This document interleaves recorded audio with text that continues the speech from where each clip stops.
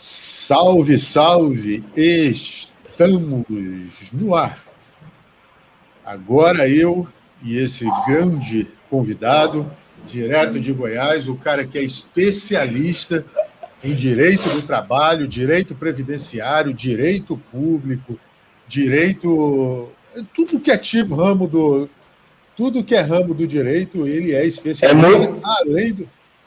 É muito direito, hein, Gabriel? É verdade. Ele é da área, né? Meu colega de profissão, além de ser especialista em arroz com piqui, e só não virou cantor sertanejo porque não tem um irmão gêmeo. Senão... Não pode falar isso lá em casa. Não pode falar que eu sou especialista em arroz com piqui lá em casa, que eu chegar e eles vão querer que eu faça na hora, né? Porque se tem uma coisa que eu não sou tão fã assim, é o piqui. Gosto muito da gaita, gosto gosto de um frango caipira, entendeu? Mas o piqui não é minha praia. As duas únicas piadas que eu sei de Goiás é com piqui e música sertaneja. Então foi o que deu para fazer. Claro, a gente é conhecido pelo piqui e pela guaroba. Espécie de palmito, mas tem que fazer a piadinha básica, clássica. Do piqui claro. E da música sertaneja, né, também. Sim.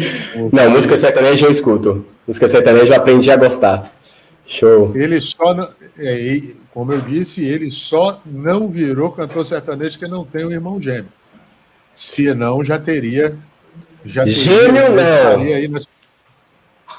Gêmeo não, mas tenho três irmãos mais novos e um deles já tinha até banda. Até banda sertaneja tinha, a gente cantava em casa, nos encontros de família, a gente fazia uma dupla ali, Murilo e João Paulo, que era a alegria da festa. Caraca, e dá nome, e dá certo. Cara, eu sei que você tá já decidido no discernimento. Opa, duas pessoas, Epifânio Chigoto, Dali Boy. Dali Boy, é isso aí.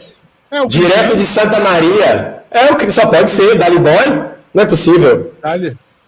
Pô, Cristiano. Grande Cristiano, rapaz. Aí eu me perdi. Isso dá um grande nome de dupla sertaneja. João Paulo e Murilo. Murilo e João Marquinhos. Paulo. Opa! Tá aí também. Internacional já, hein, Gabriel? Já tá lá. Marquinhos está na Venezuela, em Caracas. A live já é internacional. Coisa boa. Coisa boa. Lembrando que vamos ter live internacional. Estamos negociando o cachê de Laurelis Blanco para ela estar aqui. Como a gente... É porque sabe como é que é? Se ela quer receber em dólar ou em real mesmo. Do jeito que está, nós vamos pagar em comida, em alguma coisa assim. Me disseram que ela só negocia em euro. Aí fica mais complicado. Vai ficar complicado mesmo. Imagina, Laurelis é tranquila. Hashtag aceita Laurelis. Exatamente. Você viu ontem, hashtag aceita Laurelis, não é não? Ô Cristiano, bota a hashtag aí depois lá, aceita Laurelis. Ô Murilão, estamos aí, muito obrigado pela presença. E me fala, advogado, beleza, né? O Ariano Suassuna dizia que antigamente o cara só tinha três coisas para ser. Advogado, eu vou também para a câmera aí, né? Advogado, engenheiro ou médico. Hoje em dia as profissões vão se diversificando, você tem TI, tem uma porrada de coisa, mas o menino sempre quer ser jogador de futebol, astronauta, engenheiro, né? Até advogado. O que foi que te levou para o direito? Rapaz, eu sabia que você ia fazer essa pergunta, meu colega de profissão. Pergunta-chave do programa. Já tinha até me preparado, vou pegar aqui o esqueminha. Não, brincadeira. Olha, quando eu era pequeno, eu gostava muito de ler. Então, eu lia receita, bula. Rapaz, estava passando no outdoor, eu começava a ler e, sabe, eu acabei, inclusive, no pré, já, se brincar, sempre gostei de falar muito, né? Como você já pode perceber. Então, no pré, se brincasse, eu deixava a professora quieta e começava a falar, entendeu? Dar aula sozinho. Então, o negócio era nesse nível, sabe? De paixão, assim, pela leitura, pelo conhecimento, curiosidade de novas coisas. E, como você mesmo disse, as pessoas têm eu não posso dizer só estereótipo, né? Mas esse padrão de dizer que para ganhar dinheiro, para ter uma carreira promissora, né? No Brasil, você faz direito, medicina ou engenharia, né? Tem esse chavão.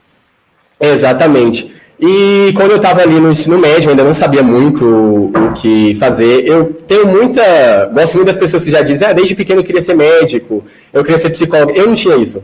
Era uma pessoa muito aberta, gostava de história, gostava muito de português, gostava de todas as áreas humanas. Mas não tinha no vestibular uma disciplina que eu dissesse, essa tem que ser essa e só vai ser essa. E os meus professores diziam, né? Você tem muita... Oi, Nath, tudo bem? Show! Nathzinha tá aqui mais perto. Da Mariápolis, show. Então, e aí eu não sabia exatamente, né? O curso a fazer. E os professores disseram muito, né? Murilo, você tem o dom da comunicação, você é uma pessoa que se comunica, procura explicar, gosta de falar, gosta de estudar leis, de ler. Direito não seria a sua área, né? Então eu já fiquei assim, né? Eu sempre ouvi muito as pessoas mais velhas tinham a dizer, especialmente os profissionais. Então eu pensei, não, se eles estão falando que eu tenho esse dom, que direito é um bom curso, apesar de não conhecer ainda muito bem a área, posso arriscar. Confesso que no vestibular, no meio do ano, eu prestei para ciências da informação, pensei em prestar para psicologia, mas no final do ano, prestando vestibular particular, né, na famosa Pontifícia Universidade Católica, vulga PUC, eu prestei direito. Passei. Oi, Gilvan! Eu acho que é o Gilvan, se eu não me engano, de João Pessoa. Acho. Opa! Show, seja bem-vindo. Então, prestei para direito. Mas, assim, sem muita pretensão, porque eu pensava, estou prestando direito aqui, ainda estou no 3º ano, tem tanta gente que faz cursinho e tudo. Se eu não passar, eu faço, né, mais um ano, um intensivão aí, e vamos que vamos, né? Procuro outra coisa, eu faço o vestibular de novo. Então, mas aí eu passei. Recebi o resultado umas 2 semanas depois da prova, foi lá para dezembro, em fevereiro eu já tinha o resultado.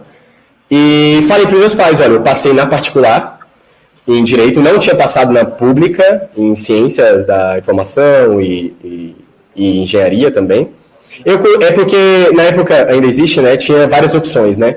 Então você presta como primeira opção, segunda opção, terceira, e eu não tinha passado. Exato.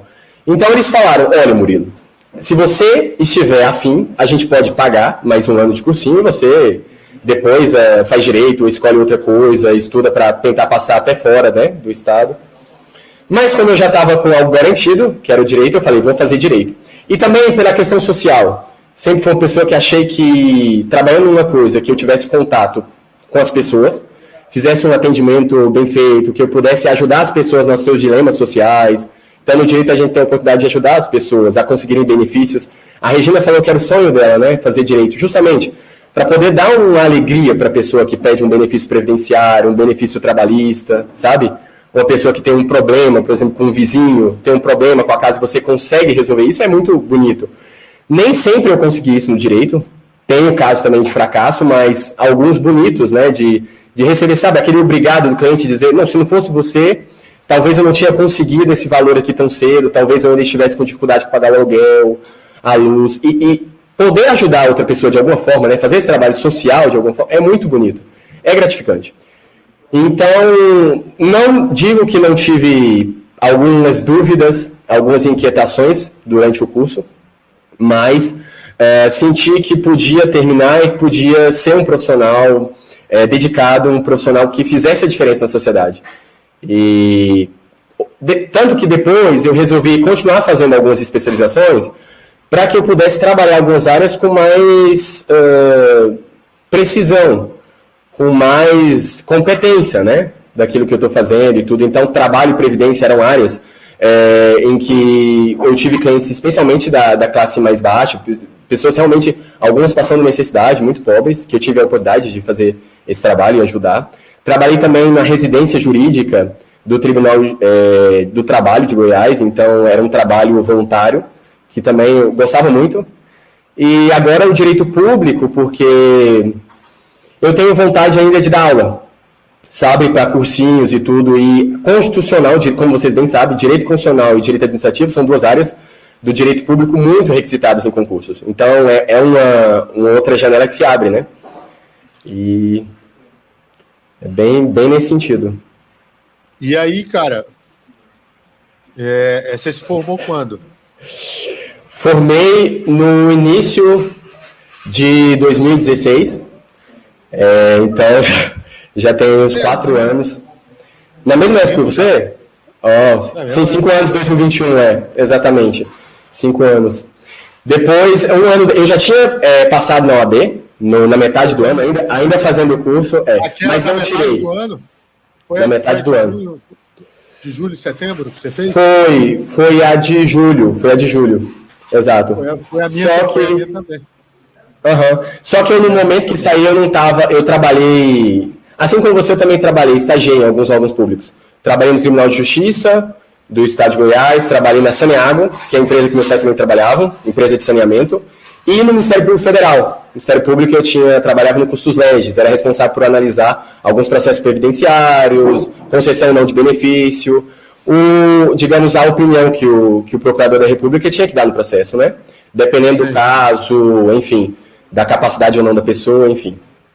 E foi um trabalho também muito legal, mas saí sem nenhuma experiência na área de escritório, na advocacia privada. Então eu esperei alguns meses para tentar um trabalho em escritório, ter uma estabilidade maior, para depois tirar a carteira e começar a pagar a mensalidade, que não é baratinha, né? Como você sabe. Não. Poder ter Eu estou parcelando a minha até hoje. Para você ver. Alô, AB. Alô, AB, reduz a mensalidade que o negócio tá feio. Tá feio para nós aqui. Isso é interessante, né, cara? Porque a gente se conheceu naquele retiro, lá da parte do 15. Cachoeira do Macacu, inesquecível. Cara, que lugar bonito no Rio. Se eu te disser que eu não conheço a capital, só passei por cima em Ponte Aérea, mas conheço aquele interior, cara. Adorei aquela cachoeira. Rapaz, era a casa dos pais do Luiz, né? Do Luiz. Cara, que lugar bonito. E ali estava o Cristiano de Juiz de Fora, que estava terminando a faculdade também, na mesma época, e passou na OAB, na mesma prova que a gente ali. Dali saíram 3 ou até. Sim. Passou na mesma prova. Cristiano, que em 2003 estava comigo na Itália. Fez o piano comigo, grande Cris. Fizemos escola junto. Eu até tinha falado para ele. Felipe Valente também, não foi? O Valente, sim. O Rafa Dovera, que está no Sul agora, casou, tem uma filhinha. Lembra da música do Camaro Amarelo lá no dia do... Rapaz, nem fala. Era o que a gente mais dançava lá, rapaz. E deu uma confusão, porque a primeira vez que eu dancei o Camaro Amarelo, a gente estava num churrasco na casa da Gen, a Caseta Ideale, que é ali subindo um pouco a igreja, para quem conhece do Piano, que é uma cidadela ali na Toscana, na Itália, né, do Movimento Socolares. E começou do nada, cara, a tocar essa música. Sabe que no exterior, especialmente na Itália, toca muito música brasileira. E essas músicas, assim, bem profundas, meditativas, músicas, sabe, com uma letra muito culta, muito tocante, como Tchê Tchê, né, e Camaro Amarelo, tocava esse tipo aí. Se eu te pego, era o sucesso do ano. E aí começou a tocar, depois de tocar alguns italianos, tocou, né, Camaro Amarelo. E, cara, eu sou uma pessoa muito espontânea. Quem já conviveu comigo, quem já morou comigo, sabe que a adrenalina sobe, e aí eu começo a cantar, a dançar. E foi muito legal que eu comecei a dançar do nada, né? E comecei a mexer a mão e tal, e até rebolei ali. E os meninos estavam do meu lado. O Luiz Felipe, que é aqui de Brasília, estava, se não me engano, o Cristiano também, o Dovera, estavam também alguns filipinos, um mexicano, né? Eles começaram a dançar comigo. E aí as Gen também começaram. E na época, quem estava como responsável delas era uma fofa portuguesa.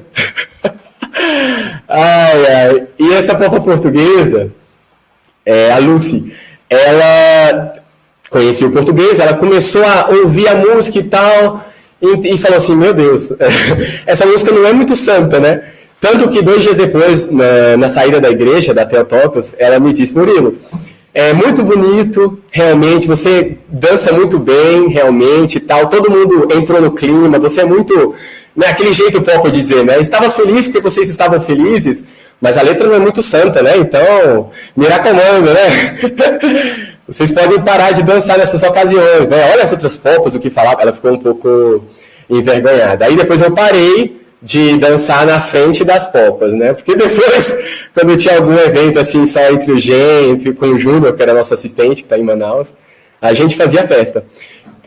Teve até um festival em Ischia, que é uma ilha no sul da Itália, onde a gente apresentou, foram 3 competidores, 3 grupos, a gente participou do festival com essa música.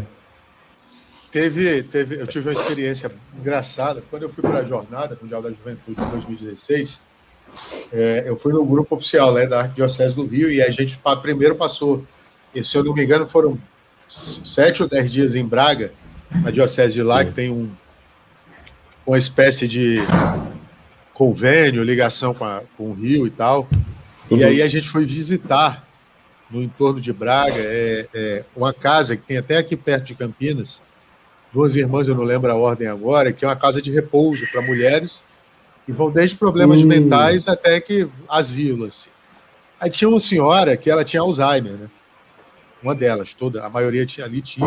Mas ela conhecia algumas coisas, e ela cismou que ela estava casando lá, tinha um pessoal mais velho também no grupo, né? Um senhor lá, que foi para viagem com a esposa. Aí a gente estava brincando lá, que eu estava na parte da comédia, né? Vestido de palhaço. Aí eu cheguei para ela, não casa com ele não, casa comigo que ele é velho e pobre. Casa comigo, porque ele é velho e pobre, eu sou jovem e rico. Aí ele começou a rir e disse, eu sou pobre, ele é rico, a senhora vai casar com quem? Com ele, que é rico, tem dinheiro. Aí casou comigo. Aí o padre viu, um dos padres, aí de brincadeira, ele celebrou lá um casamento de brincadeira. Aí a outra chegou para mim, veio o outro e falou, ei, tu é do Brasil? Aí começou a conversar, aí disse que a madrinha dela morava no Brasil, a madrinha dela já tinha falecido, obviamente, tal, etc. Aí disse, eu sei cantar. A outra começou a cantar fado e a outra veio e disse, eu também sei cantar. Olha a música que eu sei cantar. Vem cá, fulana. Vem cá, fulana. Aí começaram as 4, né? 3, 4. Nossa. Aí veio as velhinhas tudinho. Cara, as velhinhas tudinho dançando assim, fazendo assim. Parou todo mundo. O cardeal parou e ficou olhando assim, né? O Dorani parou e ficou olhando assim e todo mundo começou a rir. Como assim? Você vê, elas não lembravam de nada, mas da música do Michel Teló elas lembravam. É um ritmo envolvente, né? O pessoal gosta muito. Eles veem o brasileiro, claro, tem um outro caso de xenofobia, mas em geral o brasileiro é muito bem aceito. Assim, tipo, vem o brasileiro e já pensa, samba? Ou se não essas músicas mais não, Michel Teló e tal, vamos dançar, futebol. Tem esse estereótipo que todo brasileiro sabe jogar futebol, mas... Tem uma pergunta aqui para você. Está ansioso para voltar para Lupiano? Rapaz, eu vou te dizer que nem tanto. Nem tanto porque será ótimo quando chegar o momento, quando eu puder chegar naquela cidade em que eu fiquei 1 ano, em que eu conheci porque lá em Lupiano é uma experiência muito bonita de sair muito de si mesmo, sabe? Da sua experiência específica. Então eu não estava ali convivendo só com o Gen, para quem não sabe, né? Falando em grego para alguns aqui, é a geração nova do Movimentos Focolares. Os jovens que participam da obra de Maria e tem essa vocação, né? De se doar para o mundo unido. A gente tem a possibilidade de sair do espaço, a gente mora do lado de um olival, né? Tem também outras casas de formação sacerdotal, tem a casa em que ficam famílias fazendo experiências lá, casa de popas, as jovens, enfim, tem uma indústria lá, uma vinícola, né, chama Fattoria Lupiano, muito boa, inclusive já ganhou alguns prêmios na Itália. Então, é um ambiente fantástico de conhecimento, de cultura, mas a gente vive num momento em que todo cuidado é pouco. Então, Lupiano não é mais a Lupiano que eu conheci em 2013. Eu confesso que eu não sei o que esperar em 2021, se eu conseguir ir lá, porque a gente está começando a fazer os documentos para poder ir, ou em 2022, ou seja, quando eu... Claro que se me disserem, vamos para Lupiano, eu vou. Mas eu confesso que ainda tem aquele certo receio, né? Não vão ser as mesmas pessoas que eu vou encontrar. Eu chego em uma outra condição. Eu chego para ser um focolarino, não mais para ser um Gen, uma formação. para se doar totalmente. Então, eu me coloco nas mãos de Deus. Claro que sempre tem aquelas dúvidas, aquelas perguntas, né? Será que vai ser agora? Será que não vai ser?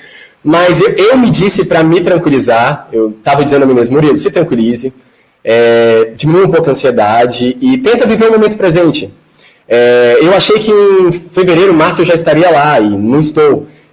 Fiquei o ano passado inteiro aqui em Gineta fazendo uma experiência virtual, né, digamos, se conectando, estando com o meu focolário aqui presencialmente, mas não conseguindo ter um relacionamento físico, né, muito próximo com a comunidade, com as outras pessoas aqui que moram ao lado, né, as outras famílias. E depois fui para Brasília, e para Goiânia, pensei que depois eu poderia visitar algumas pessoas, amigos, rever, fazer aquele apostolado, não consegui. Volto aqui para Gineta, para Mariápolis, cidadela, com essa expectativa de ver 100% o momento presente aqui. Eu quero ser um focolarino, quero continuar a formação, mas o momento agora é aqui. Então, por mais que ainda venha uma certa expectativa, e sempre vem, de quando será, como será, eu tento diminuí-las, né?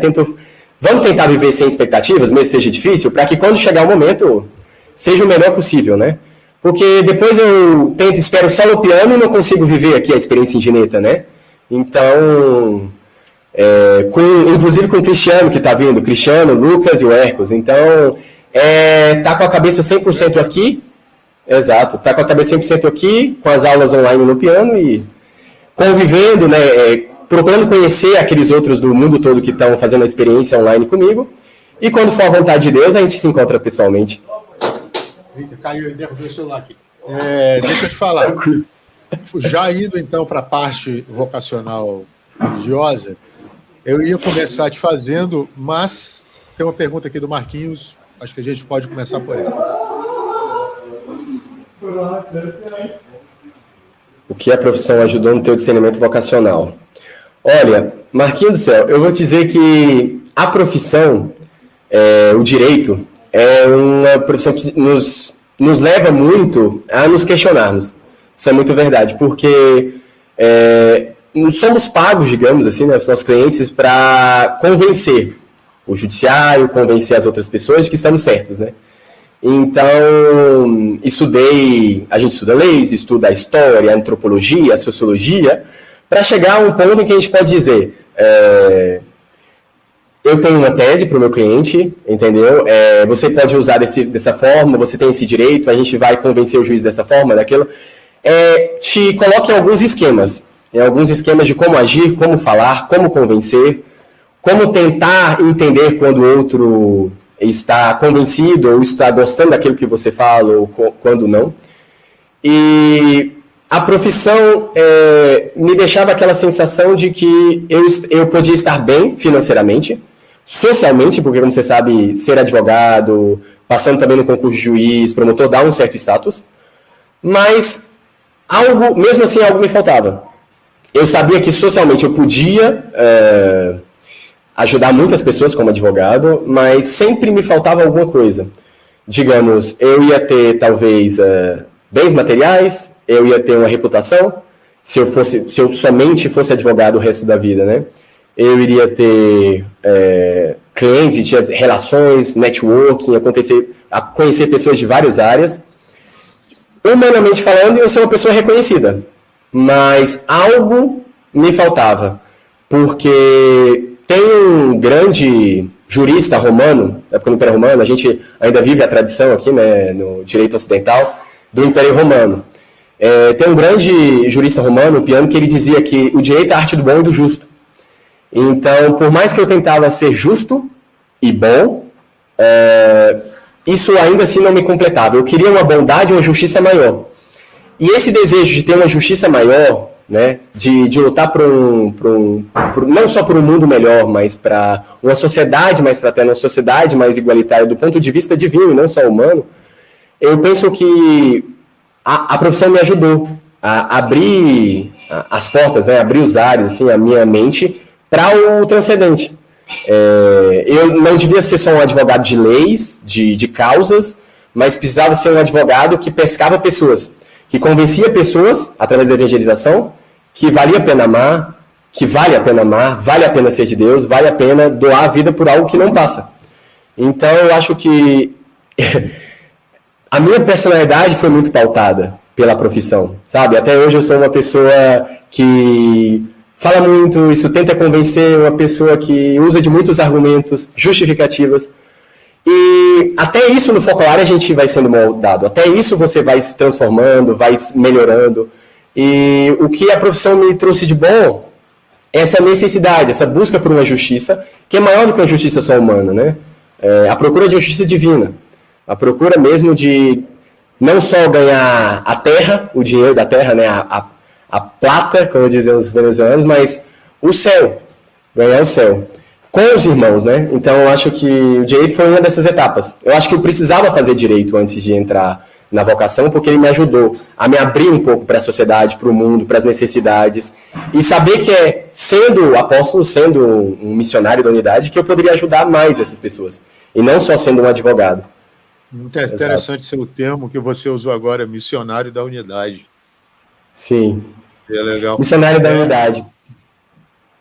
Mas, então, partindo então já para esse lado da vocação. Você formou-se em Direito, mas, assim, você escolheu faculdade, formou, especializou-se. Então, assim, o que te levou a dizer assim, não, é isso que eu vou ser, eu vou seguir vou para a vocação de leigo celibatário, focolarino casado, ou focolarino casado, não, focolarino que faz os votos, e vou me dedicar a isso. Qual foi o clique, assim? Como foi o chamado? Como eu estava perguntando para o Cristiano ontem, que, aliás, deu uma bela resposta. Depois, quem estiver vendo a gente, dê uma ouvida, porque foi muito interessante o que ele falou. O que foi que fez o Murilo decidir mesmo, assim? Não o matrimônio, mas essa vocação. Show. Você colocou ali a frase, né, do Celso, do jurista. Muito bom. É isso mesmo, uma frase que me acompanha. Grande, o que me levou a escolher ser um focolarino de vida em comum, a entrar nessa experiência de discernimento, foi muito a sensação de que Deus me chamava. Já há algum tempo eu precisava responder ele de forma radical. Eu lembro que em algumas lives passadas aqui com a Gabriela, com a Regina, elas falavam muito essa questão de que é possível amar a Deus, é possível servir a Ele com radicalidade, sendo saúde, sendo uma pessoa casada, sendo solteiro, se você realmente se doa totalmente por aquela causa, se doa totalmente por Deus e faz todas as coisas buscando fazer a vontade dele. Mas eu tive algumas experiências de namoro, tive algumas experiências de conhecer alguns seminaristas, de procurar entender mais. E se eu fosse padre, né? Se eu me casasse, se fosse um missionário casado, se fosse um solteiro, eremita, enfim. Eu tive a oportunidade por ter nascido dentro da Igreja Católica. Meus pais eram voluntários, já saíram do movimento, mas tinham grande influência, uma grande participação dentro da paróquia, em Goiânia, que eu participava. Nossa Senhora Aparecida e Santa Divisa. Inclusive, um abraço aí, padre Ildefonso e todos os padres ali da paróquia. Então, eu cresci em grupos de jovens, paróquia. Depois eu fui procurando entender melhor as outras igrejas cristãs. Então, tive alguns amigos evangélicos em que eu procurava conhecer como era a experiência, o que eles acreditam. O segundo episódio da primeira temporada é com a pessoa evangélica. Quem puder assista também, que é uma história de vida muito bonita.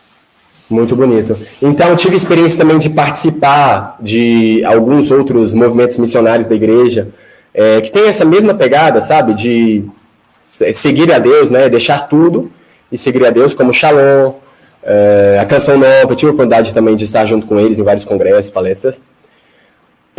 E nisso eu tive uma grande base, sabe, humana, espiritual, assim, que me fez entender que as coisas do mundo passavam. Eu sempre fui muito sanguíneo, sabe? Eu ouvi a Natália falar desse termo uns lives atrás, né? Aquela pessoa de temperamento muito fluido, aquela pessoa que é levada muito pela onda, sabe? Gosta, se tá acontecendo uma coisa ali, eu quero. Tá acontecendo uma festa aqui, ai, que legal, eu quero entender, uma dança, uma festa, uma música, né? Então eu vi aqui, existem muitos prazeres, muitas coisas boas nesse mundo, e muitos prazeres, só que a única coisa que não passava, a única coisa que me fazia o bem absoluto era Deus. Então, todas as outras coisas começavam a parecer relativas.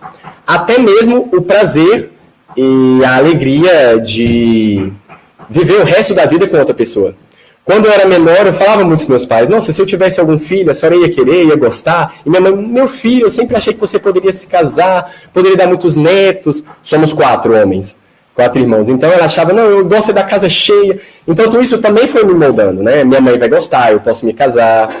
Mas todos os relacionamentos não deram certo, seja por temperamentos diferentes, seja porque a gente estava em vibes diferentes, momentos de vida diferentes. E tudo isso me fazia pensar. Os meus namoros não deram muito certo, foram um pouco curtos. A minha experiência tentando entrar no seminário não deu muito certo, porque eu também não me via querendo me doar a Deus, mas não me via como um padre naquele momento.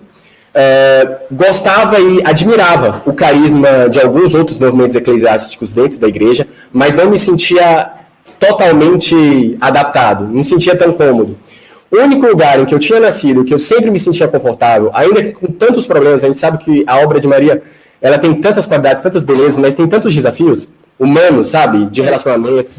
A igreja em geral é assim, né? A igreja é o problema. Exato, a igreja é pecadora. Claro, a gente tem tanta coisa para mostrar para a igreja e para o mundo, sabe, como formas de diálogo, de partilha, né, sabe, de comunicação, mas ao mesmo tempo a gente tem tanto para aprender com outros movimentos dentro e fora da igreja. Sabe, formação, doutrina, contato e acompanhamento de jovens. Eu acho que no diálogo a gente pode se enriquecer muito mutuamente, né? Então eu tinha essas experiências, esses momentos que eu tive em várias formações, mas a única coisa em que eu me sentia, o único lugar que eu me sentia a par, que eu me sentia, parece que essa é a minha casa, era no movimento. Teve um momento, Gabriel, que a gente às vezes fazia unidade GEM, né? Os jovens se reuniam no fim de semana, eram 3, 2. Tinha um fim de semana que a gente não se reunia. Tinha um momento que eu fiquei alguns meses sem ter reunião, sabe, em casa, sem ir na palavra de vida, sabe, totalmente afastado de um movimento, de uma obra que eu sempre gostei muito, mas que, por diversos motivos, né, desafios do movimento, desafios meus, eu me afastei. Mas sempre quando eu voltava, era a mesma alegria de encontrar as pessoas, de reconhecê-las, de fazer novas amizades, de sair de mim mesmo. O movimento tem muito essa dinâmica, Gabriel, de você acolher o diferente. Eu tenho uma personalidade, mas eu vou conviver na minha unidade GEM com jovens, com adultos, com pessoas totalmente diferentes de mim. Não só na idade, mas também raça, sabe, história de vida, momento, sabe, cultura. E tudo isso... Então, pode continuar aí, eu já emendo. Pode continuar. Sim, e tudo isso é um enriquecimento, né? Eu via que isso era algo que não deixava o movimento algo esparso, bagunçado, dividido, mas algo que dava força, dava qualidade, né? Dava ao movimento um sentido de profecia. Algo que o mundo hoje precisa. E eu vou te dizer uma coisa, também por ser uma pessoa às vezes muito momentânea, sabe, de ser levado às vezes por um ou outro movimento ideológico, político do momento, eu já cheguei a me distrair com muitas coisas desse mundo, sabe, com muitas vertentes políticas, sociais, e todas elas passaram. Todas as minhas certezas humanas passaram, mas essa profecia que Chiara vai nos dizer, né, essa italiana, que no meio da guerra nos diz que o evangelho é verdade e que amar o irmão é o nosso caminho, é a nossa estrada para Deus, é uma coisa que fica, é uma estrada, é uma profecia para o mundo. Nesse momento de tanta divisão, de tanta tristeza, tanto sofrimento, a gente pode viver por um mundo mais unido, por um mundo mais fraterno, independente de onde nascemos, o que fazemos, até mesmo do que cremos. Então, essa diversidade, essa unidade de movimento me levou a dizer, Deus me chama sim, a me doar totalmente, mas é no movimento. E depois de participar de um encontro de possíveis em 2019, a pedido do Claré, a convite do Claré, né, um foclarino que agora está em Mineiro, que agora está em Brasília, eu fiquei totalmente... Já provou da comida dele? Já provou da comida? Rapaz, provei da comida bem temperada. Claré, que não sei se ele está aqui ou se ele for assistir depois, Claré, comida nota 10, comida mineirinha... Volta para o Rio, Claré, que a gente... Deixa ele lá em Brasília, que o homem é capo lá, o homem dá um jeito lá, organiza o negócio. Sim, e eu sentia que o chamado para responder a Deus era no Focolar, e depois de participar desse encontro de possíveis foclarinos, de pessoas que queriam seguir na estrada do movimento, eu sentia que Deus me chamava para ser um missionário, aí eu te disse, né, da unidade. Uma pessoa que está em missão, deixa tudo, pai, amigos, família, possível namorada, esposa, para seguir somente a Deus e para levar o ideal. Levar a única coisa que não passa nesse mundo, que não tem ideologia, não tem partido, não tem momento histórico, não tem cultura que pode impedir, que é Deus amor, que é o motivo, né, da nossa existência. Então, por isso que eu falei, né, eu quero e continuo querendo ser um missionário da unidade. Eu estava te falando, sabe uma coisa, você falou uma coisa muito bonita, né? Independente de onde a pessoa vem, do que a pessoa crê, embora nós tenhamos a nossa verdade, é uma coisa que o movimento me ensinou desde que eu conheci lá em 2013, e aí fui aprendendo, né? Algumas coisas na marra, mas enfim, duas coisas que eu me identifiquei com você. Quando você diz assim, vou me afastar porque eu não estou com paciência para certas atitudes, e eu já tive isso. Você sente falta, cara. Depois que você bebe dessa fonte, e aí eu falo, cara, eu acho inadmissível, e aí essa palavra que eu uso, quem bebeu dessa fonte ter certos tipos de atitude, como eu já vi que tem. Por que eu estou te falando isso? Eu venho de um estado onde a maioria das pessoas, para você ter uma ideia, se decide eleição, o voto dos evangélicos. Se decide eleição. Para você ter uma ideia, a maioria das pessoas hoje no Acre são protestantes. E eu aprendi a conviver. Meu irmão frequenta a igreja evangélica. Eu conheço o pastor dele, é um cara super gente boa, viu? Gabriel, vem cá. Eu falei, não, pastor. Vamos continuar sendo amigos, a gente tem nossas diferenças. Tô até pensando, pois já estou planejando chamá-lo aqui para conversar. Eu falei, não, a gente tem a diferença, mas o cara, eu me dou super bem com eles, tenho que conviver, né? Posso não acreditar, posso até não concordar, mas, cara, o respeito e a relação muito boa, isso o movimento me ensinou, sabe? Kiara me ensinou isso. E as pessoas, eu acho tanto que eu acho que é como se fosse um doce de leite mineiro. Eu fiz essa comparação um dia, porque eu estou participando da reunião com os meninos de Minas. Eu lembro que foi agora não foi agora no Chamado a Servir, eu não sei se eu falei isso agora no Chamado a Serviço, ou se foi na reunião. É como um doce de leite, né, mineiro? Você prova e você não enjoa, você quer ir comendo mais. Você quer ir comendo mais, você quer ir comendo mais. Então, cara, é muito bom você provar disso, né? Eu já li aquele Como Arco-Íris umas 3 vezes, ele tá até guardado ali. Cara, um livro muito bom. Aqui, tá. Sim. Tem toda a doutrina. Tem toda, e tem muita reflexão boa, cara. Tem muita reflexão boa. E assim, cara, é um pote de doce, assim, sabe? Para você se esparramar mesmo. E foi isso que Kiara me ensinou, cara, sabe? A conviver, a saber que isso o próprio catecismo da igreja diz.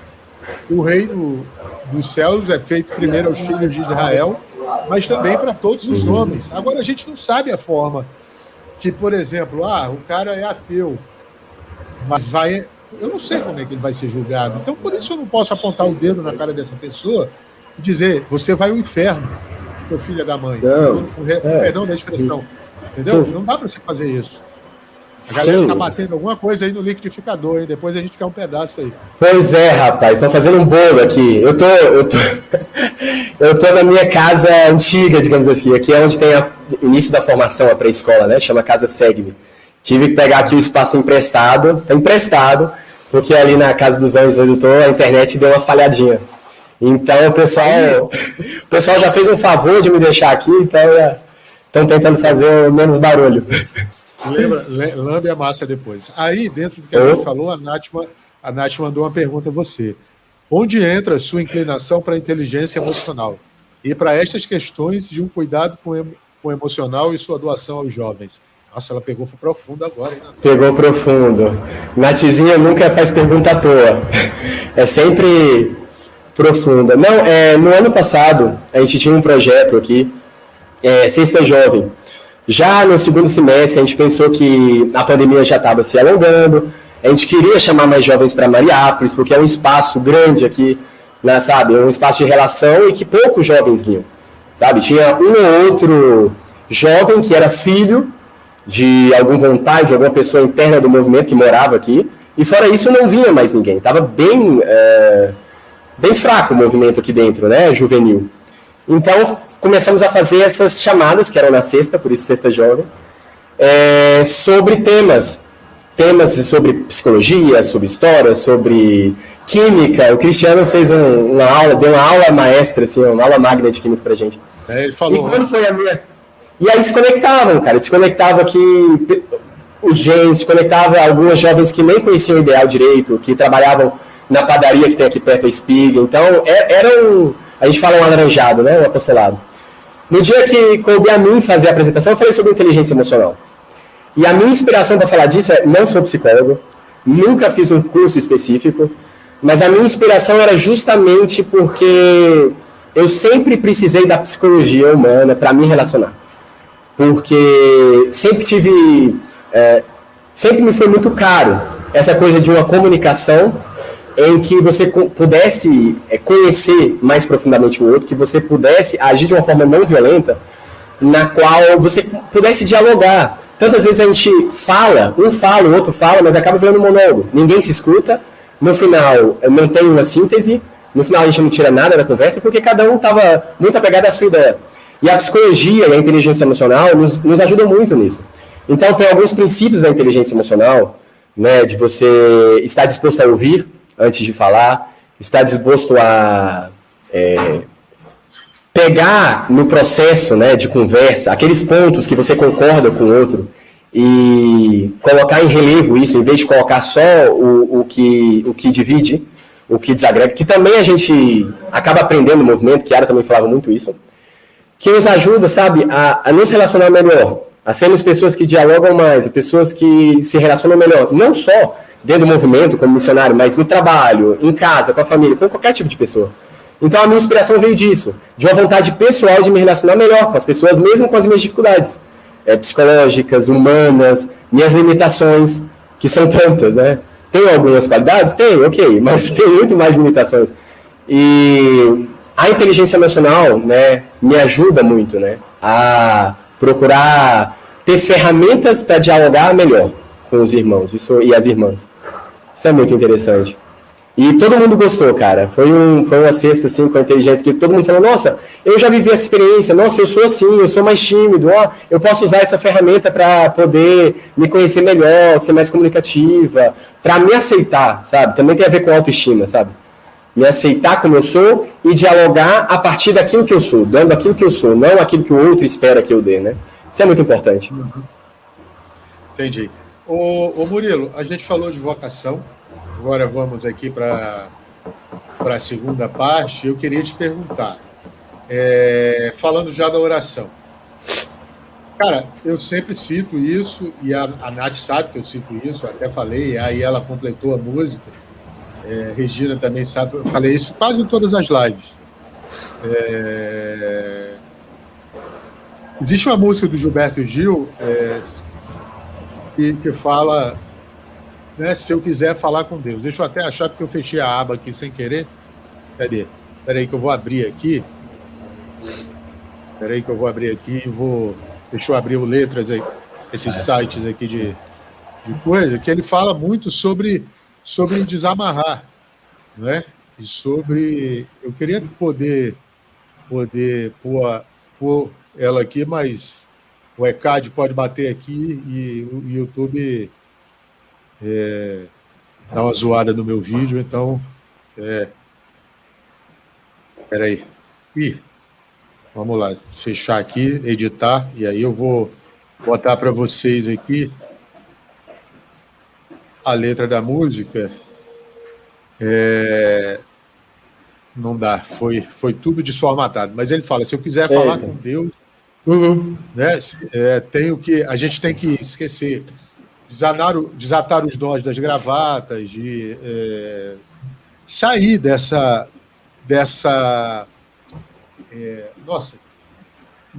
não me faltou a palavra agora, mas dessa muvuca que é o mundo, esfriar, né, a cabeça, tirar todos os fardos e parar.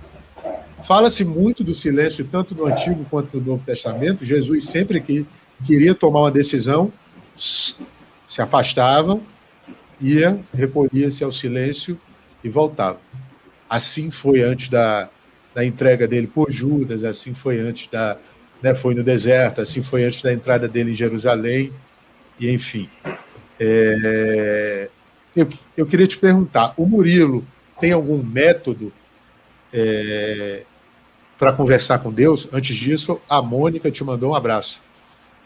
Grande Mônica, tá aqui. Show! Mônica tá aqui na minha Abgineto, um abraço. Um abraço. Muito tempo que eu não vejo. Não sei se vai dar para encontrá-la. Não sei se dá para encontrá-la pessoalmente, mas quem sabe da janela, exato. A gente está procurando, tento fazer quarentena aqui. Eu só saí por causa da internet, mas depois eu vou ter que fazer uma quarentena mais rígida aqui lá dentro de casa. Mas enfim, cara, como método de oração, eu já tentei alguns. Eu comecei muito naquele método tradicional, oração verbal, né? Eu li um livro, O Caminho da Perfeição, de Santa Teresa, a Teresona, né? Teresa d'Ávila, espanhola, que ela dizia muito que a oração vocal é a oração dos iniciantes. Então as pessoas estão começando a seguir esse caminho de contato, de diálogo com Deus. Por quê? A gente é muito... Você também já é catequista, cristão há muito tempo, sabe que na oração a gente é muito levado a se distrair com pouca coisa. Qualquer barulho, qualquer coisa que vem na nossa mente nos distrai. A gente sai do foco que é Deus. Então, a nossa vontade, a nossa inteligência, a nossa memória não está totalmente em Deus, no início, para os iniciantes, né? E Santa Teresa diz que a oração vocal ajuda porque você fala e escuta aquilo que você está falando. Então, é uma forma de tentar memorizar e refletir sobre aquilo que você está falando de uma forma mais, digamos, concentrada, né? Então, eu comecei, como todos os outros, como muitas pessoas, né? Rezando o terço, rezando uma ladainha. Eu gosto muito de ladainhas.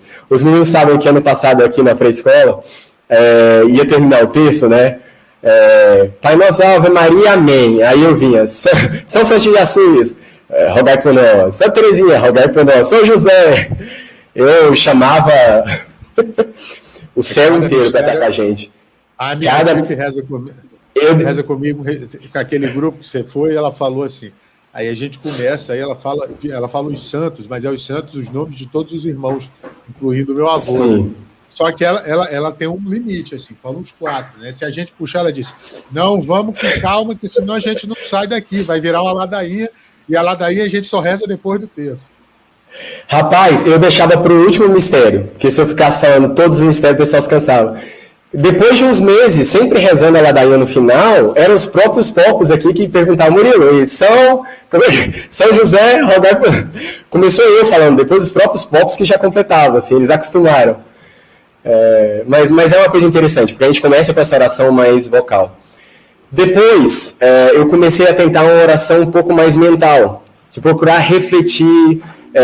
também muito naquela tradição oriental e que está muito na moda agora do mindfulness, né? Atenção plena, de realmente fechar os olhos, me conscientizar de onde eu estou, me conscientizar das pessoas ao meu redor, independente do barulho ou não que estiver fazendo, tentar me conectar com Deus. O que me vem agora na mente? Deixar a mente fluir. E trazer algum versículo, sabe, bíblico, trazer algum pensamento de cara, alguma frase que me leve a refletir sobre o que eu estou vivendo. Não, essa frase, Deus amor, amar os inimigos. Poxa, nesse momento aqui, nesse verde, na natureza, numa cidadela, rodeada de vida, de pessoas, como eu posso amar meus inimigos? Quem que é meu inimigo agora? Será que refletindo, né, mentalmente, será que meu inimigo é alguma pessoa de carne e osso? Será que meu inimigo é a minha inteligência que me leva a outras coisas, a outras preocupações? Qual é meu inimigo? Então, será que meu inimigo é a própria tentação demoníaca? O que é, sabe? Chegando do mais simples ao mais profundo, ao obstáculo maior. Isso me ajuda a tentar me concentrar. Eu sempre fui uma pessoa muito distraída, muito ansiosa, e com as coisas do dia a dia, né? Muito atrapalhada também.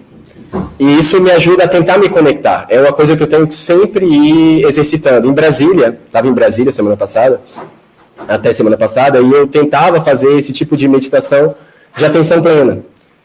Ali tem um parque muito grande, o parque da cidade, então às vezes eu ia com um lençolzinho, colocava debaixo de uma árvore e começava a meditar. Às vezes acompanhado de um popo, às vezes sozinho, mas eu comecei a apreciar muito também essa oração silenciosa, essa meditação, esse contato com Deus mais íntimo, né? E também, dentro da tradição católica, tem muitos, né, santos que cultivaram, desde Santo Antão, São Francisco, sabe, cultural, esse tipo mais meditativo, sabe, São Padre Pio. Eu estava, teve a entrevista agora com o Frei Hipólito, Frei Rodrigo Hipólito, que é da Ordem dos Capuchinhos, eu chamei ele para vir aqui, né, porque ele tem um trabalho legal nas redes sociais, e ele estava falando isso, né, da oração contemplativa. Ele fala que às vezes ele está ali no ônibus, e aí vai contemplando ali o ambiente, o pôr do sol, etc. e tal.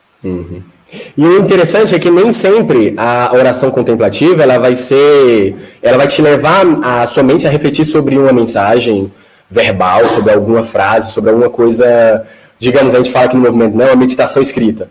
Muitas vezes, na contemplação em si, pode vir somente imagens, pode vir somente símbolos, que podem te levar a refletir sobre isso. Depois que você acorda, depois que você sai desse estado de meditação, né? A meditação, muita gente acha que se eu meditar contemplativamente eu vou dormir, que é uma forma de relaxamento para antes do sono. Não é. A meditação contemplativa mesmo, ela não tiver... Por isso que eles falam para você, as pessoas os experts, né, em meditação contemplativa, falam para você ficar numa posição confortável, uma posição sentado ou levemente deitado, mas que você não tenha vontade de dormir, que não seja muito confortável, de modo que você fique ali concentrado, de olho fechado ou aberto, mas voltado para o seu interior, voltado para aquilo que as suas sensações, tudo aquilo que você vai receber de fora, sabe? E poder deixar fluir. Não ficar se preocupando, o que eu estou pensando agora, que frase veio, que sensação, que imagem é essa. Deixar fluir. A imagem vai entrar e vai sair. E depois que você terminar o momento, você vai refletir. Será que isso poderia me dizer alguma coisa? O que eu aprendi nesse momento de calma, de reflexão, de contemplação? Então, nem sempre você precisa de um texto para meditar. Isso é muito interessante. Cara, você falou, então, a gente está falando da oração, a gente está falando falamos da oração, e aí vamos para o último aspecto agora, que é o humor. Eu sempre pergunto às pessoas sobre o humor, né? Sobre a importância do humor. E cito vários aí, Santa Teresinha, Chiara também já falou muito, São João XXIII, que por vezes falam que foi o Papa mais engraçado da história, e eu falo de uma clássica história que ele estava no trono papal, e aí duas velhinhas falaram, nossa, como é feio e gordo. E aí ele desce e diz, eu não estou no concurso de beleza, minha filha. Enfim, aí eu te pergunto, né? Para você, pode existir a correlação do humor com o discernimento vocacional, com a vida de oração? Porque muita gente olha para as pessoas que seguem, né, uma religião, como meus amigos me perguntavam assim, poxa, você está na igreja, vai ser padre, né? Nossa, você está na igreja é para arrumar mulher. Não, você está na igreja,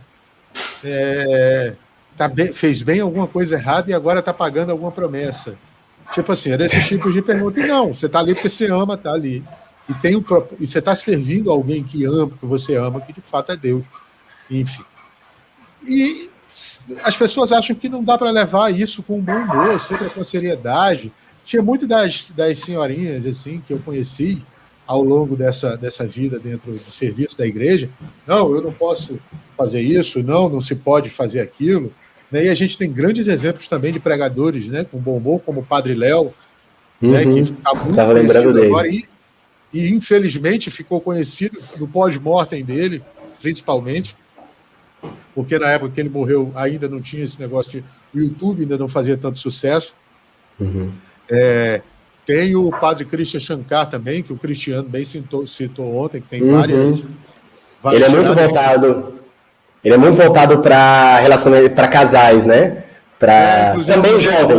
Também jovens, mas especialmente casais. Eu mandei para uma amiga que estava reclamando que não conseguia arrumar namorado numa pregação dele, ela não gostou muito não, mas depois ela entendeu. Enfim, a gente tem vários exemplos, e eu queria te perguntar sobre isso. Qual a tua opinião? Cara, eu acho que tem tudo a ver. A gente vem aí agora com o Papa, desde 2013, Papa Francisco, que nos fala que o cristão precisa ter alegria. A alegria do evangelho, né? A encíclica que ele fez dizia muito isso, né? Que não devemos ser cristãos abatidos, cristãos metodológicos, cristãos fariseus, que somente mostram a lei, mostram, sabe, não, porque tem que fazer isso, tem que fazer aquilo, a regra é tal, porque Deus disse que isso está errado, o mandamento. Não, isso também existe. Deus nos deu mandamentos, Deus nos deu princípios para que a gente fosse feliz. Não foi porque ele queria nos deixar presos, mas para a pessoa chegar à consciência de entender que um mandamento, sabe, que um princípio vocacional, ele é uma liberdade, é um voo, como Chiara dizia, e não uma prisão, você tem que levar primeiro a alegria, tem que mostrar para a pessoa que você está feliz fazendo o que fez. Se ela vê você dizendo, né, não, porque o cristão tem que ser assim, tem que ser assado, porque eu sempre levanto de manhã e rezo e faço aquilo, e os outros não fazem, ela vai te achar simplesmente um cara, ainda mais hoje, que ela tem acesso a tanta coisa, assim, tantas coisas mais chato, sem graça, sabe? Pessoa careta. Careta é muito antigo, não usa mais, mas, sabe? A pessoa fora do tempo, né? E o Papa vem nos dizer, né, que o cristão, ele tem que mostrar a alegria do evangelho, porque a pessoa que segue Cristo, ela é uma pessoa feliz. Ela tem uma felicidade que vale mais que a felicidade do mundo. É uma felicidade que não passa. Não é só um sorrisinho bonitinho para agradar numa comissão, para que as pessoas, né, se sintam bem, com um clima bonito, entendeu? Ou um sorrisinho para, no caso de um vendedor, para poder convencer, para que o produto seja... Não é esse tipo de alegria, de sorriso, de alegria superficial. É uma alegria da vida eterna. Então a gente tem que mostrar isso. Não mais seja difícil. Você falou muito da questão dos contra-testemunhos, né, até dentro do movimento. Somos falhos. Se a gente for atrás de experiência, atrás do exemplo de uma pessoa, a gente não segue. Chiara dizia muito, né? Se segue os homens, todos te deixarão. Todos te abandonarão. Mas se segue Deus, todos te seguirão. E é bem isso. Não é porque ele é seu responsável, porque é uma pessoa mais velha, que ela é perfeita. Você vai se desentender, você vai falhar com ela vai falhar com você. E o importante é que você tenha como foco, como mira, não ser bem visto pelas pessoas ou ser um cristão que vive... Regina, gente, sou fã desse garoto. A favorita. Obrigado, Rê, tamo junto, minha irmã. Nossa presida, futura presida aí. Presida, rapaz, sensação aqui, rapaz, no canal. A mais assistida, ninguém passa ela. A mais assistida. Exato. Cara, e a gente tem exemplos, para continuar, né, de santos, que foram santos alegres. Você falou do Padre Léo. Não é canonizado, mas é um santo. Ele fala muito dessa questão da alegria. A alegria das coisas simples. Da alegria caipira, alegria das coisas da roça, alegria de ser de Deus, sabe? De ser simples. São Felipe Neri. São Felipe Neri, que arrebanhou tantas... Padroeiro dos comediantes, grande patrão da juventude, que tinha seguidores, assim, crianças que ele, né, cuidava. Chegou a cantar com um coral de crianças para o Papa, na época. E era esse cara que dizia, a gente tem que viver a castidade, viver a obediência, viver os princípios cristãos, mas a gente tem que ser alegre, tem que se divertir, não podemos levar a vida muito a sério. Aliás, o que é esta vida, né? O importante é a outra. E ele me ensina muito, esses cristãos que vivem a vida alegres. Tem outros também mais recentes, Carlos Acutis, tem o Pier Giorgio Frassati, um italiano pouco conhecido, mas fantástico, um alpinista, super bem-humorado, fantástico. Tem tantos exemplos que nos mostram. A própria Chiara levava muitas coisas com humor. Exato. Então, é necessário a alegria dentro da vocação, dentro da vida cristã, dentro da vida missionária.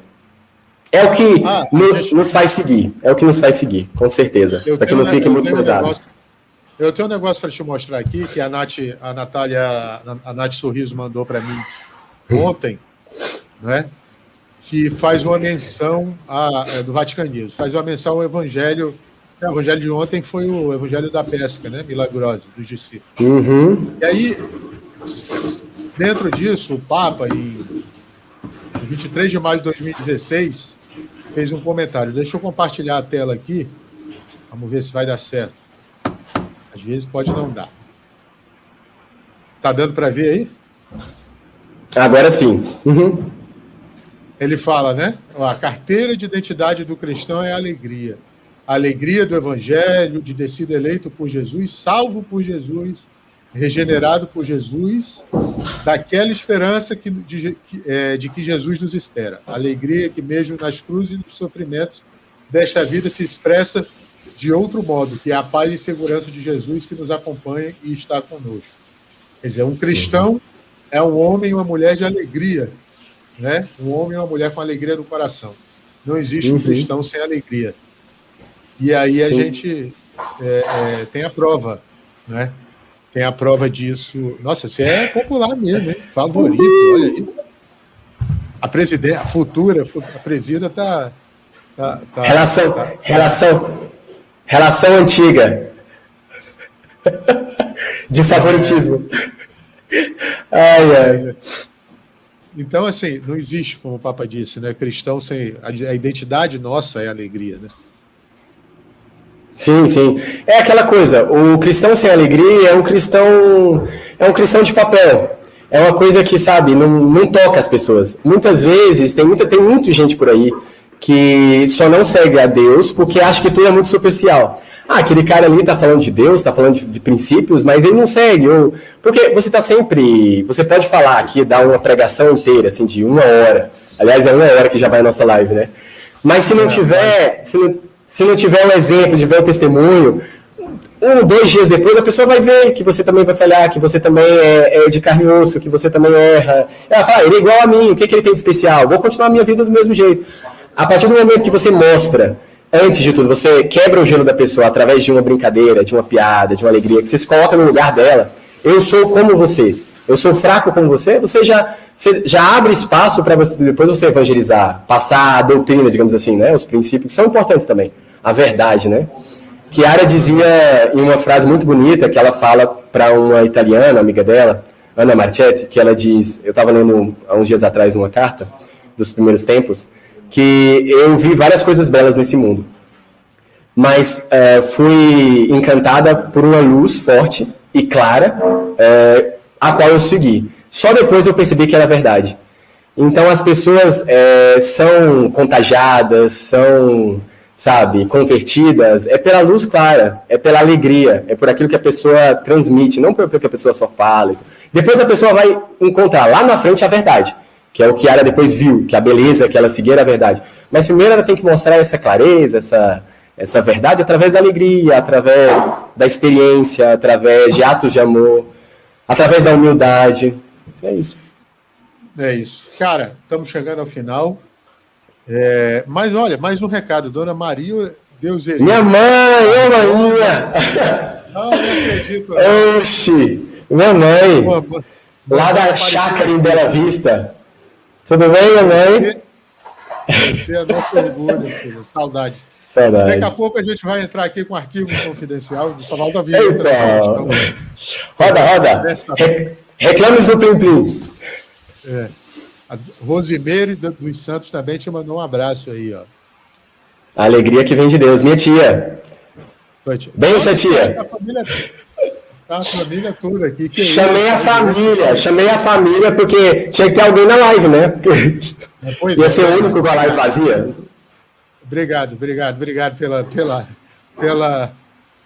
pela ideia de ter chamado também. Murilo, a gente está chegando ao final. Antes da gente fazer as perguntas, fazendo as perguntas já, eu queria te perguntar uma coisa. Hoje, o Murilo tem quantos anos? 29, recém-completados. Recém-completado. Murilo, o que você falaria para o Murilo adolescente que estava começando a discernir o que queria da vida, se você encontrasse com ele hoje? O Murilo adolescente era um Murilo muito encanado, vamos dizer assim. A pessoa tinha muitas preocupações e que deixava, às vezes, de fazer as coisas, de se lançar, porque tinha medo do julgamento dos outros. Tinha medo, o que a pessoa vai pensar, né? Como eu vou ser visto, né? Na família, na sociedade, no trabalho. E o Murilo de hoje é uma pessoa que tenta se lançar mais, que sabe que é imperfeito, que sabe que nunca vai chegar ao ideal, mas que tem algo como meta. Então eu diria, cara, desencana e segue o seu caminho, que Deus está um passo à frente. Você dá o passo e Deus coloca o chão depois. Tinha outro pó que morou comigo, falava muito sobre isso, não vou falar o nome. Mas confia. confia. Muitas vezes a gente vai ter que dar o passo no escuro. Muitas vezes a gente vai dizer, poxa, eu quero seguir a Deus, eu quero fazer isso, mas eu não tenho certeza do resultado, não tenho certeza da consequência desse ato aqui. Mas eu vou me lançar. E depois Deus vai me mostrar se aquilo que eu fiz, o resultado daquilo que eu fiz, foi positivo ou não, aquilo que me ensinou, né? Então eu falaria isso, cara. Se joga, como falou a Regina e a Gabi, né? Se joga, desencana, vai em frente que Deus vai colocar o chão. Dá o passo que Deus coloca o chão. Acho que é isso. Opa, mais recados para você, o Marquinhos. Grande Marquinhos. Marquinhos é do movimento? Marquinhos é um focolarino já, ó. Experiência. É o tio da Regina. É o outro favorito. Marquinhos. Quer dizer que ele é o tio da Regina, né? É o tio da Regina. Você tem segundo favorito. Tenho, claro. Opa. A gente vai fazer até um focolare. Vamos fazer um focolare único aqui, porque tem também um jovem o Mervik, venezuelano, morou com a gente ano passado, agora ele está lá em Caracas, a gente ainda não conseguiu chegar no piano. Estamos tendo aulas online, mas a gente está pensando em fazer um focolare latino-americano. Estamos nas tratativas aí. Ô Marquinhos, queremos você aqui, hein? Ainda mais sabendo que você é tio da favorita. Ah, Marquinhos, a gente quer... Hashtag aceita Marquinhos. Hashtag aceita Marquinhos, é isso aí mesmo. Primo da Regina, ele está falando. Ai, primo, não é tio, eu errei. É primo. Aceita Marquinhos. Tá dentro da parentela ali. Gente muito fina. Fala português, espanhol, italiano, sabe? Tudo ao mesmo tempo. Mas é um cara fantástico. Olha o Alírio aí te mandando também mensagem. Grande irmão. Grande. Pana. Sensacional, Murilo. Muito obrigado. Obrigado, Nath. Tamo junto, minha amiga. Nath, Marquinhos, queremos você aqui, hein? Depois vamos negociar aí o cachê. Então, você falou, praticamente você ia dizer assim pro Murilo de antigamente, se joga. Você tem algum santo de devoção? Cara, eu sou uma pessoa assim que busca entender várias experiências, vários carismas, né? Então eu já li livros de vários santos. Assim, eu gosto muito do testemunho dos santos, né? Como eles viveram concretamente, né? Como eu posso viver como eles, né? Na medida do possível. Então não tem um santo específico que eu poderia dizer de devoção, mas eu poderia repetir aqui alguns santos que me ajudaram. Até no discernimento, em alguns momentos difíceis da vida, assim, de entender qual era o meu caminho. Santo Agostinho, inclusive estudei no colégio agostiniano. Santo Agostinho, bispo de Hipona, um cara fantástico, foi ele que dizia, que era pegou dele, né, aquela frase, ama e faz o que queres. Se vai corrigir com amor. Se vai, né, amar, ama com amor. Se vai louvar, rezar, trabalhar, faz tudo com amor. Então, é um exemplo para mim, a vida dele, tanto no sentido de coerência humana, verdade, como no sentido espiritual, de exemplo. Eu falei dele aqui também, São Felipe Neri, também fui muito influenciado pela pequena via, né, de Santa Teresinha, né, ter a humildade de querer ser santo, mas um santo humilde, um santo que sabe não é nada, mas que com pouco pode dar, tenta chegar a Deus, né, Santa Teresinha é fantástica. E tantos outros, assim, os santos jovens, né, São Carlos Acutis, né, os servos de Deus, né, Pier Giorgio, pessoas que Arelucci, exatamente, pessoas que mesmo na juventude se oraram todos a Deus fazendo nas pequenas coisas, sabe? Ninguém fez um ato extraordinário, um grande milagre, simplesmente viveu fazendo a vontade de Deus, tentando entendê-la, antes de mais nada. É isso. Então, eu te pergunto, você falou vários, não tem um específico. Você pudesse hoje sentar numa mesa de bar, né, imaginando que esteja tudo normal, ou trazendo aqui, como eu falei para o Cristiano e para a Nara ontem, pessoal, se eu pudesse abrir essa chamada para um desses santos, qual desses... O Marquinhos aceitou, pode contar comigo. Ele falou aqui, acabou de falar aqui. Depois eu vou mandar para essa semana. Você me manda o contato dele, mas daqui a... Mando. Aproveita o WhatsApp aí e já me manda. Se brincar, até já mandaram. Regina, mas eu mando sim. Tranquilo. A Regina está na missa, eu chamei ela para entrar. Ah, está na missa. Te dar um susto e entrar, mas ela foi para a missa, a gente não pôde fazer o que fez ontem. Escolhendo um desses. Vou abrir o link agora para eles, para entrar na reunião, e você tem direito a fazer uma pergunta. Quem você escolheria e qual pergunta seria? Para bater um papo, tomar um chopp, tomar alguma coisa assim, sentar numa mesa e conversar. Qual desses você escolheria e o que você perguntaria para ele? Cara, teria muitos Santos, assim, sabe? Que eu teria curiosidade de saber como que você conseguiu viver aquilo, sabe? Não foi difícil para você? É tão difícil para mim fazer isso?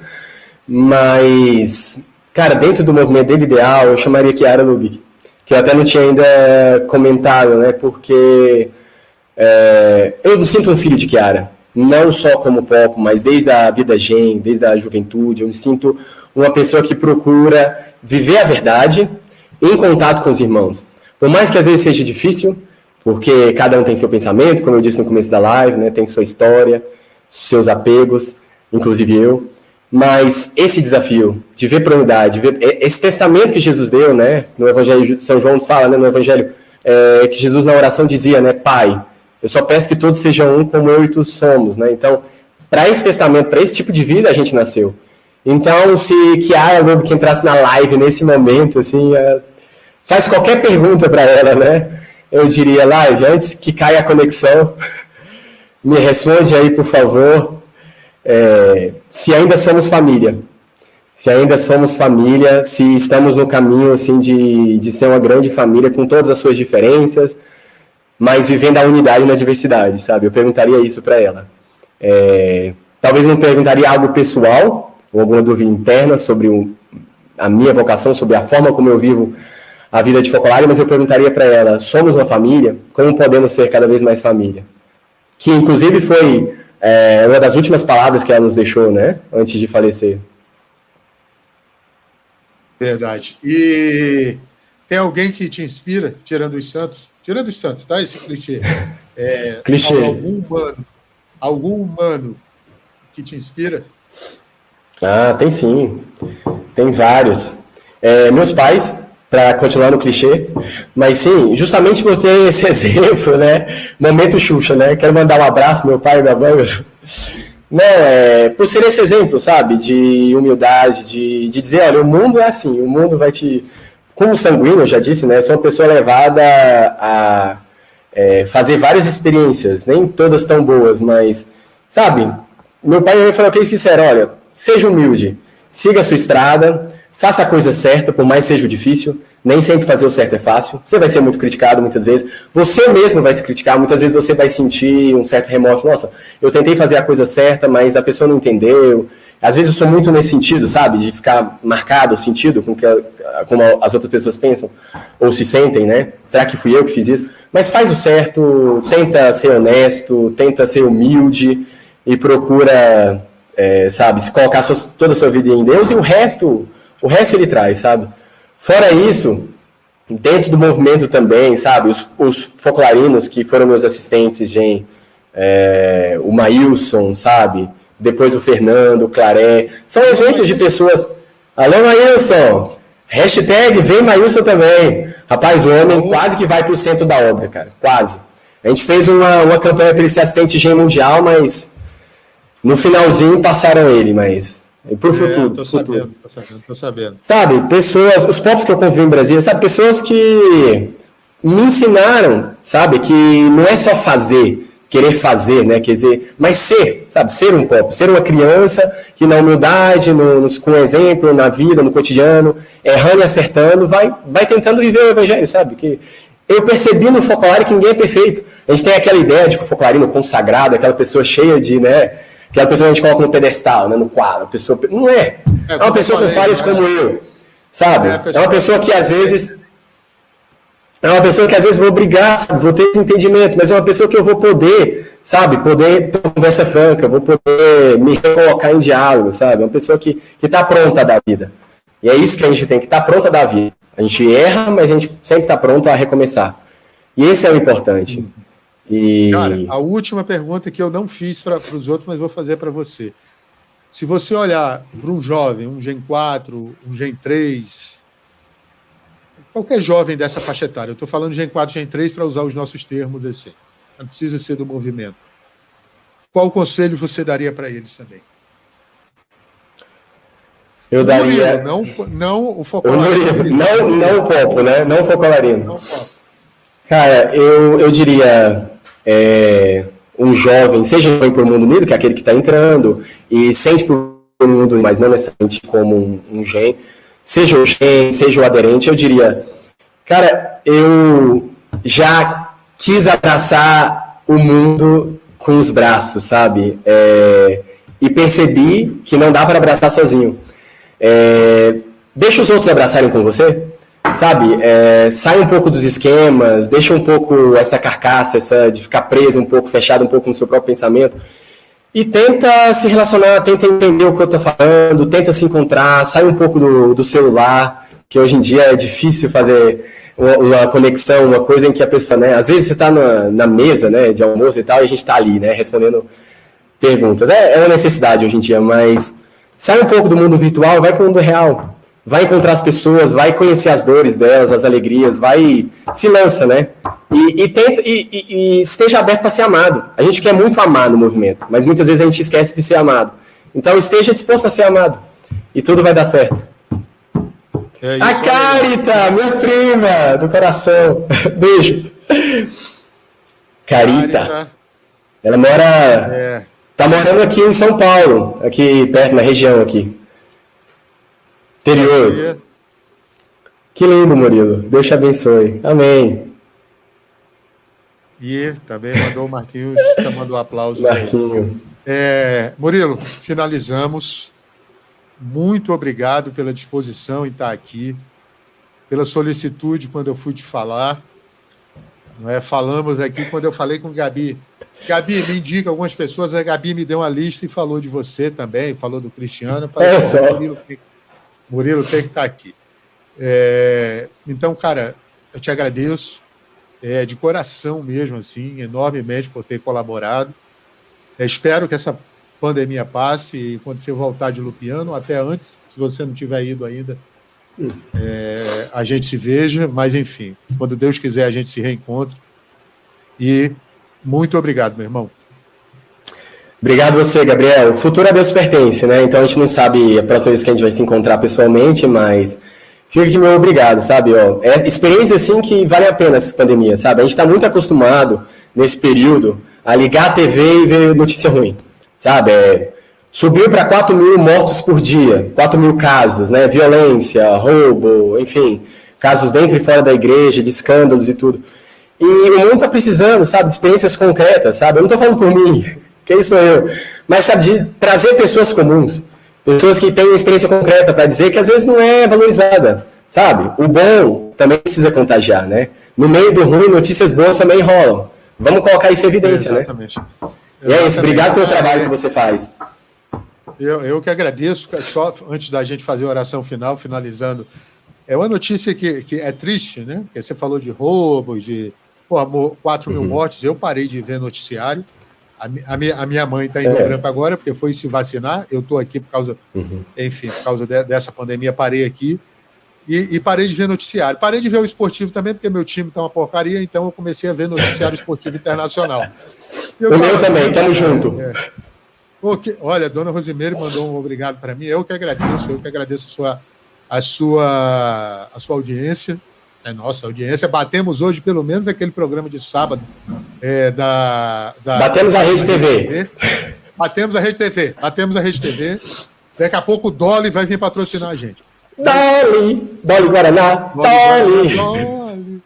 Show. Pois cara, e aí eu vi, cara, que os caras roubaram os caras furaram a fila da vacina, eu não sei se é verdade, mas é engraçado disso eu vi, porque foram enganados pelas pessoas que venderam vacina. Tomaram vacinas que não eram a vacina. Então isso chega a ser engraçado, né? Então é uma notícia para a pessoa. É errado. Semana passada tinha um Focolarino lá em Brasília que estava me dizendo desse caso. Roubou, né? Tirou a oportunidade de pessoas, às vezes, na prioridade, na faixa de risco, serem vacinadas, mas acabou vendo que não ia funcionar. Se deu mal, exato. A gente acha interessante, alegre, mas, cara, é uma situação difícil, né? Se todo mundo, pelo menos, pensasse um pouco, né, no próximo, né? Vivesse a regra de ouro, né? Que é fazer a outra aquilo que você gostaria que fosse feito a você. Bastava isso, cara. A maior parte do trabalho estava feito. Mas é isso. Vamos lá, então. A gente sempre reza o Pai Nosso, Ave Maria. Você, por favor, dê-nos a honra de puxar. Em nome do Pai, do Filho e do Espírito Santo. Amém. Pai nosso que estais nos céus, santificado seja o vosso nome. Venha a nós o vosso reino. Seja feita a vossa vontade, assim na terra como no céu. O pão nosso de cada dia nos dai hoje. Perdoai as nossas ofensas, assim como nós perdoamos a quem nos tem ofendido. E não nos deixeis cair em tentação, mas livrai-nos do mal. Amém. Amém. Ave Maria. Maria, Mãe da Unidade. Não, Ave Maria, cheia de graça, Senhor é convosco. Bendita sois vós entre as mulheres. Bendito é o fruto do vosso ventre.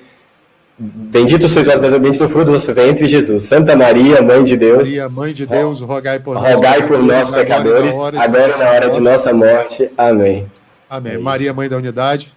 Rogai por nós. Fiquei tão emocionado que esqueci a oração, olha só, amigo. Murilo, muito obrigado. Eu vou desfazer a live, só peço para você não sair para não cair aqui. Um beijo a todo mundo que assistiu. Marquinhos, você é o próximo. Vamos conversar isso aí. E até a próxima, gente. Um abraço, Deus abençoe, tchau.